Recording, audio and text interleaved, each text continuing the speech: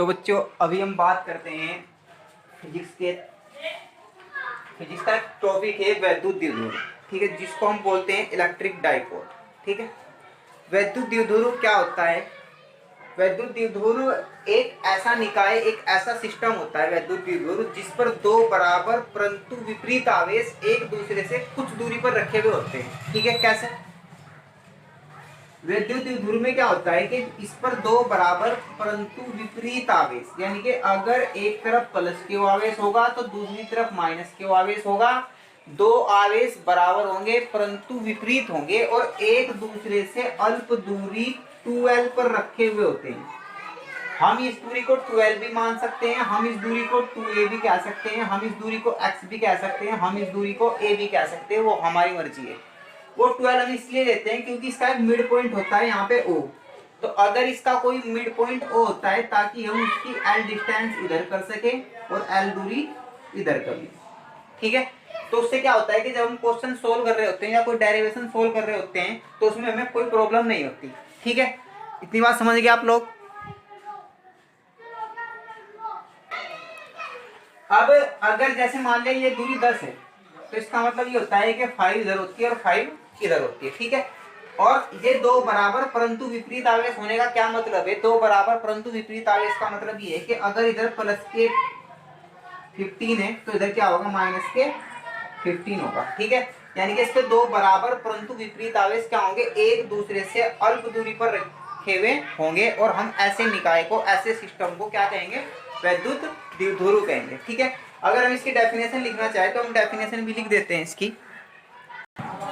ये हमारे वैद्युत द्विध्रुव की डेफिनेशन है। ठीक है, ऐसा निकाय जिसमें दो बराबर परंतु विपरीत आवेश एक दूसरे से अल्प दूरी पर, बहुत थोड़ी दूरी पर रखे हुए होते हैं, हम क्या कहते हैं? वैद्युत द्विध्रुव कहलाता है। ऐसे हम इसको बना सकते हैं, एक तरफ हम प्लस क्यू आवेश ले लेंगे, एक तरफ हम माइनस क्यू आवेश, और ये होता है इसका मिड पॉइंट, इसकी साम्य स्थिति। ठीक है, और यहाँ से यहाँ तक ये दूरी जो होती है आपकी, ये कंप्लीट हम 12 लेके चलते हैं। 12 लेने से क्या होता है कि हमें आसानी होती है। ठीक है, अगर हम इसको L लेंगे तो हमें L/2 इधर करना पड़ेगा, L/2 इधर करना पड़ेगा। हम कैलकुलेशन से बचने के लिए इसको क्या करते हैं? दोनों तरफ 12 कर देते हैं।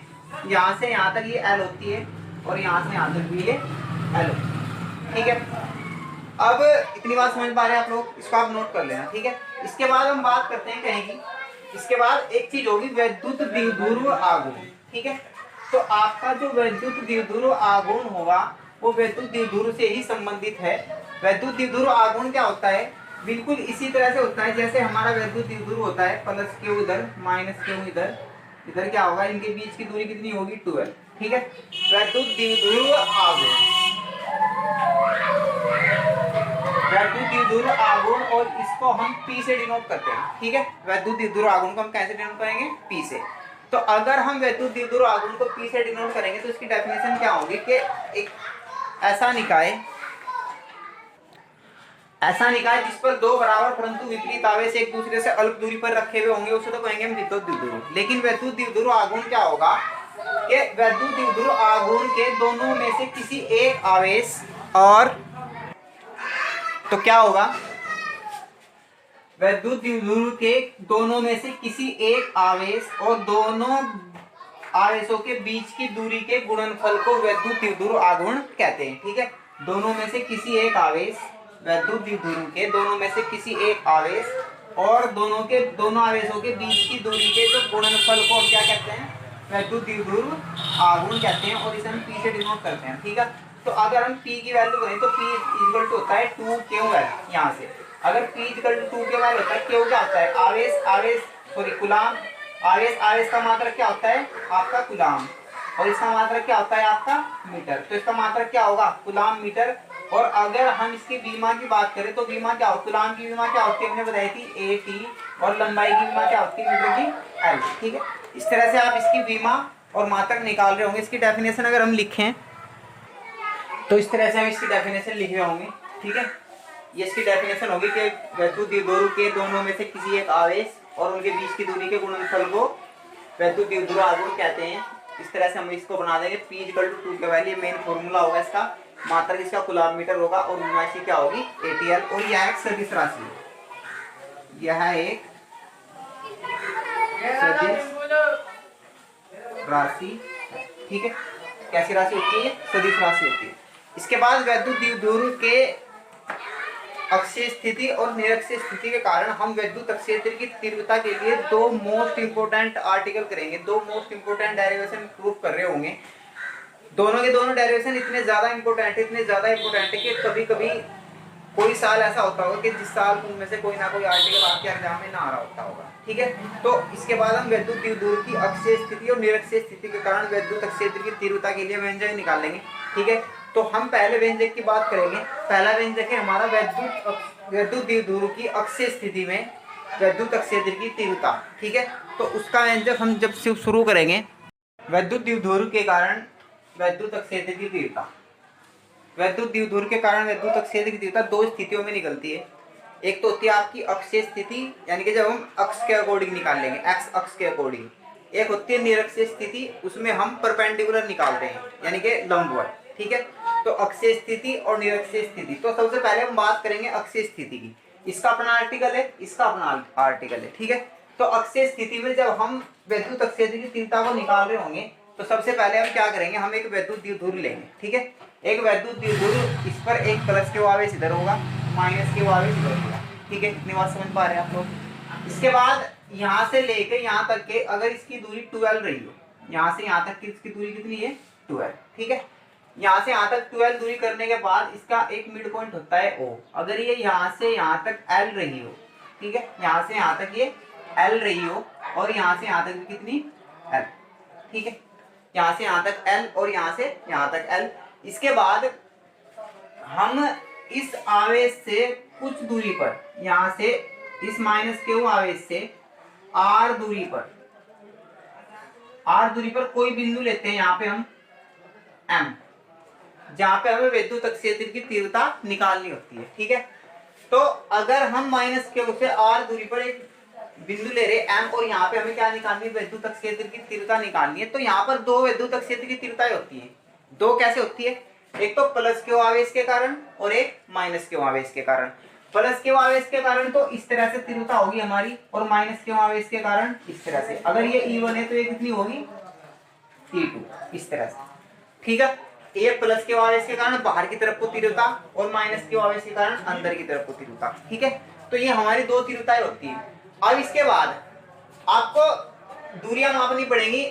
एक बात ध्यान रखना, वैद्युत द्विध्रुव का आर्टिकल आप जब भी कर रहे होंगे तो जो दूरियां होंगी वो हमेशा आपके उस मिड पॉइंट से मापेंगे, O से। साम्य स्थिति जो होती है इसकी, जो इसका मिड पॉइंट होता है O, दूरियां आपको हमेशा कहाँ से मापनी है? यहाँ से मापनी है। तो अगर इस माइनस Q आवेश की हम बिंदु O से डिस्टेंस को देखें, ठीक है, माइनस Q आवेश की इस बिंदु O से इसकी डिस्टेंस देखें हम यहाँ पे, इस बिंदु M की, अगर ये बिंदु M की हम यहाँ से इस तरह से इसे मिलाएं, इस तरह से, और यहाँ से इसको ऐसे मिलाएं, तो अगर इसकी माइनस Q, देखो ये यहाँ से लेके यहाँ तक कितना है? R। और अगर हमें दूरी कहाँ से मापनी हो? O से, तो यहाँ से यहाँ तक कितना है? ये L।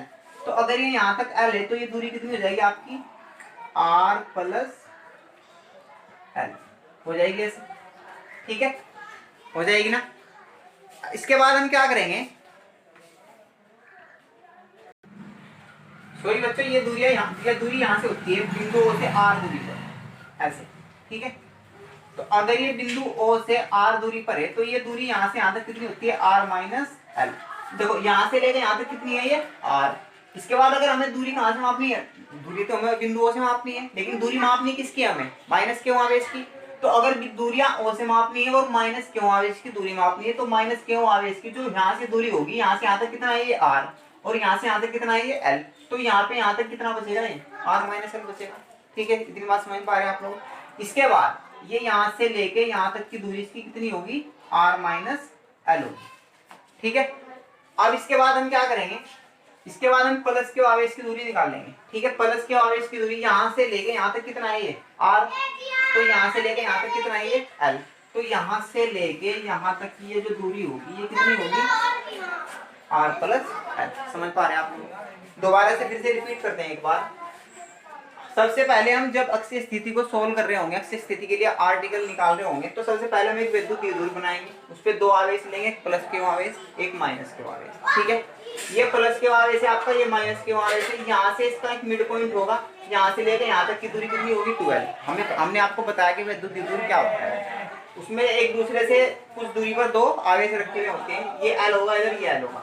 दूरियां हमेशा कहाँ से मापेंगे, मिड पॉइंट ओ से मापेंगे। अगर दूरियां ओ से मापेंगे, हम क्या करते हैं कि माइनस क्यू आवेश से कुछ दूरी पर एक बिंदु ले लेते हैं हम, ठीक है। वहां पे हमें क्या निकालनी होती है, वैद्युत क्षेत्र की तीव्रता। तो अगर हम इस बिंदु पर वैद्युत क्षेत्र की तीव्रता निकाल रहे होंगे तो हम किस तरह से निकाल रहे होंगे, अगर हमें दूरियां यहाँ से मापनी है तो ये माइनस क्यू आवेश यहाँ से कितनी दूरी पे, यहाँ से यहाँ तक कितना है आर, तो ये यहाँ से यहाँ तक कितना बचेगा, आर माइनस एल बचेगा, क्योंकि ये एल दूरी है यहाँ से यहाँ तक, ठीक है। हम इसको घटा देंगे इसमें से। इसके बाद प्लस के आवेश की अगर हम दूरी देखें तो प्लस के आवेश की जो दूरी होगी बिंदु एम से, वो कितनी होगी भाई, यहाँ से यहाँ तक कितना है आर, तो यहाँ से यहाँ तक कितना होगा आर प्लस एल, ठीक है। इसके बाद हमने आपको इससे पहले लेक्चर में एक आर्टिकल कराया था कि बिंदु आवेश के कारण वैद्युत क्षेत्र की तीव्रता, ये भी एक बिंदु आवेश है, ये भी एक बिंदु आवेश है, ठीक है। इनके कारण जो वैद्युत क्षेत्र की तीव्रता होगी आपकी, वो क्या होगी, बिंदु आवेश के कारण वैद्युत क्षेत्र की तीव्रता वो कुछ इस तरह से होगी। हमने बताया था कि भाई बिंदु आवेश के कारण E = 1/4 पाई एप्सिलॉन 0 K और Q1 अपॉन किसके होता है, R स्क्वायर के होता है। अब जरूरी नहीं है कि भाई जैसा हमने वहां पे Q1 लिया था आप यहाँ पे भी Q1 ले रहे हो, आप यहाँ पे खाली Q ले रहे हो, ठीक है, कोई दिक्कत नहीं है, कोई प्रॉब्लम नहीं होती। तो ये होती है आपकी बिंदु आवेश के कारण वैद्युत क्षेत्र की तीव्रता। अब यहाँ पे दो बिंदु आवेश है, अगर ये एक बिंदु आवेश के कारण वैद्युत क्षेत्र की तीव्रता है तो यहाँ पे आपके पास कितने बिंदु है, दो, एक प्लस क्यू और एक माइनस क्यू। तो सबसे पहले माइनस क्यू आवेश के कारण वैद्युत क्षेत्र की जो तीव्रता होगी वो हम इस बिंदु पर निकाल लेंगे, वो क्या होगी E2। उसके बाद हम प्लस क्यू आवेश के कारण वैद्युत क्षेत्र की तीव्रता निकाल लेंगे, वो कितनी होगी E1, ठीक है। अब प्लस क्यू आवेश के कारण और माइनस क्यू आवेश के कारण जो वैद्युत क्षेत्र की तीव्रताएं होंगी वो जब, और फिर हम उनका क्या निकाल रहे होंगे एक साथ करके, उनका मतलब परिणामी। तो जब हम उनका परिणामी निकाल लेंगे तो हम क्या करेंगे, उनको एक दूसरे को क्या करेंगे, घटाएंगे, सबट्रैक्ट करेंगे। घटाएंगे क्यों, घटाएंगे इसलिए क्योंकि कभी भी ध्यान रखना आप लोग कि जब एक तीव्रता इधर को है, एक तीव्रता आपकी इधर को, तो उस कंडीशन में क्या होता है, हमें घटा के परिणामी निकालना पड़ता है, एक दूसरे को सबट्रैक्ट करके परिणामी निकालना पड़ता है। और जब दोनों चीजें एक ही तरफ को आ रही हो तो उस कंडीशन में जब हम परिणामी निकालते हैं तो हम दोनों चीजों को ऐड करके उसका परिणामी निकालते हैं, ठीक है। तो ये बात आपको ध्यान रखनी है, ठीक है। और इसके बाद अब अगर ये बिंदु आवेश के कारण वैद्युत क्षेत्र की तीव्रता है तो सबसे पहले अगर हम बात करें, हम यहाँ पे लिखेंगे कि भाई बिंदु आवेश के कारण वैद्युत क्षेत्र की तीव्रता कितनी होती है आपकी वैद्युत क्षेत्र की तीव्रता, वो होती है E = 1/4 pi epsilon 0 K Q/R², ठीक है, ये होती है आपकी। अब सबसे पहले हम क्या लेंगे, प्लस क्यू आवेश के कारण वैद्युत क्षेत्र की तीव्रता। तो प्लस क्यू आप देख पा रहे हैं ना, एक बार देख लीजिए, हाँ सही है। प्लस क्यू आवेश के कारण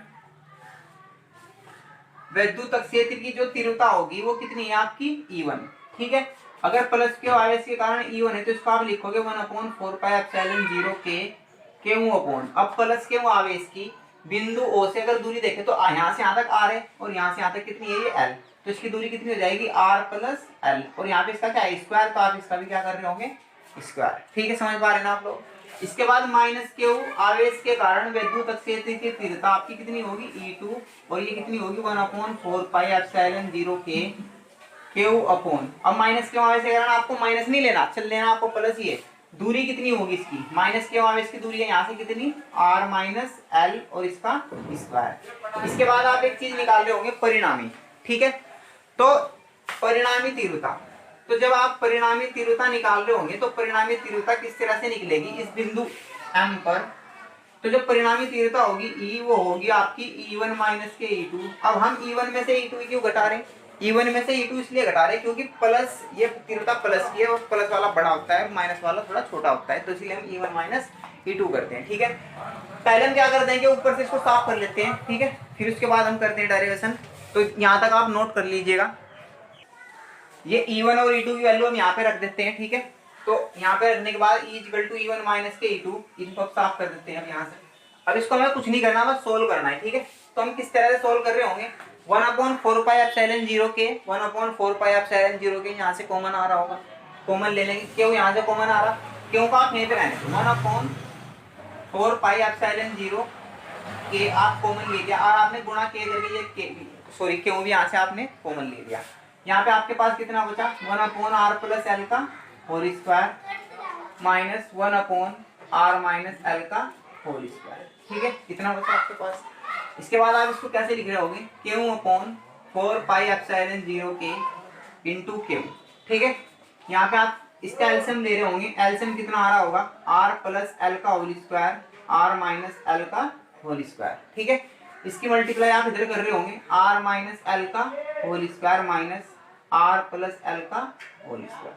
ठीक है, अब इसके बाद इसका आप होल स्क्वायर खोल देंगे यहाँ से, ये हो जाएगा आपका Q/4πε0k r square plus L square और माइनस के 2rl माइनस, ये हो जाएगा आपका r square plus L square और प्लस के 2rl, और इस माइनस की जब हम अंदर मल्टीप्लाई कर रहे होंगे तो इस सब के सब क्या हो जाएंगे आपके माइनस। ठीक है, ये भी माइनस और ये भी माइनस, समझ पा रहे हैं ना आप लोग। इसके बाद अपॉन ये आपका कितना हो जाएगा, ये हो जाएगा आपका r प्लस के l और r माइनस के l। क्या हम इसको ऐसे लिख सकते हैं, इसकी भी पावर 2 है, इसकी भी पावर 2 है। ठीक है, अगर पावर सेम हो तो हम बेस पे इस तरह से पावर लगा सकते हैं। ठीक है, इसके बाद हम क्या करेंगे, इसके बाद हम इस तरह से कर रहे होंगे कि Q/4πε0k, और ये आपका कितना आ रहा होगा, ये आपका आ रहा होगा, देखो यहाँ से ये इससे कैंसिल हो रहा होगा, ये इससे कैंसिल, और ये हो रहा होगा आपका कितना 4rl, और ये हो जाएगा r square minus L square और इसका होल स्क्वायर। ठीक है, अब एक चीज होती है, देखिए ये जो हमने बताया था कि जो दो आवेशों के बीच की दूरी है वो बहुत अल्प होती है। जैसे ये दो आवेश रखे हुए, इनके जो बीच की दूरी होती है ये बहुत कम होती है, बहुत थोड़ी होती है ये दूरी। अगर ये दूरी बहुत थोड़ी होती है, जैसे हम ये कह रहे हैं कि भाई 1/2 है इनके बीच की दूरी, तो और यहाँ पे इसका क्या आया हुआ स्क्वायर, अगर यहाँ पे इसका स्क्वायर आया हुआ तो स्क्वायर इसका इससे छोटा होगा या बड़ा, इसके वैल्यू कितना होगा 1/4। 1/2 का मतलब क्या होता है कि एक के हमने 2 हिस्से किए, 1/4 का मतलब होता है एक के हमने 4 हिस्से किए। अगर हम फिर से अगर इनके बीच की दूरी 1/4 रही हो और जब हम इनका स्क्वायर करेंगे तो ये हो जाएगा कितना 1/16। इसका मतलब ये है कि हमने एक के कितने हिस्से कर दिए, 16 हिस्से कर दिए, तो ये और भी छोटा हो जाएगा। यानी कि आप कहने का मतलब ये है कि जैसे जैसे आप कोई छोटा नंबर होगा अपॉन में होगा, कोई छोटा नंबर बहुत ही छोटा नंबर, और उसका जब आप स्क्वायर करेंगे तो वो और भी छोटा होता चला जाता है। ठीक है, और एक कंडीशन ऐसी आती है कि हम यहाँ से ये जो एल स्क्वायर है इसको हम बिल्कुल नेगलेक्ट करके चलते हैं। अगर हम यहाँ पे एल स्क्वायर को नेगलेक्ट कर दे, एल स्क्वायर को छोड़ने पर लिख देते हैं हम यहाँ से छोड़ने पर, तो अगर हम एल स्क्वायर को छोड़ने पर लिखें तो आपका ये कितना हो जाएगा, यहाँ से देखें, देख पा रहे ना आप लोग।